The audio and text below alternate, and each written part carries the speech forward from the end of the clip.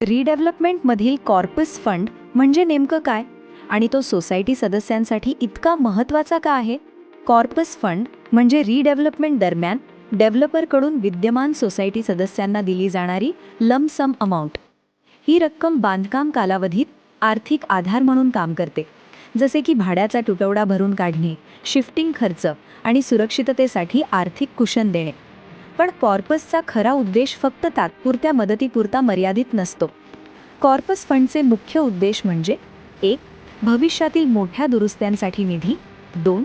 देखभाल खर्चात स्थिरता, 3. आपत्कालीन राखीव निधी, 4. प्रॉपर्टी टॅक्स समायोजन, 5. सदस्यांसाठी आर्थिक सुरक्षितता.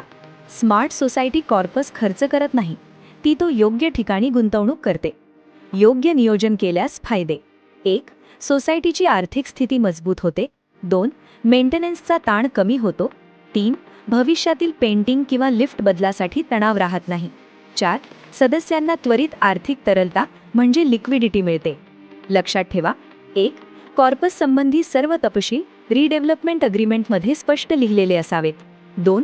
पेमेंटची वेळ, टॅक्स जबाबदारी आणि वाटपाची पद्धत स्पष्ट नमूद असावी.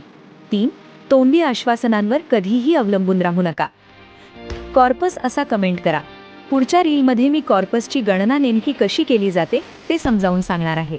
अशाच प्रकारच्या अजून माहितीसाठी आमच्या रिडेव्हलपमेंट नेक्स्ट या यूट्यूब चॅनलला लाईक आणि सबस्क्राईब करा आणि हा व्हिडिओ तुमच्या मित्रांना शेअर करा.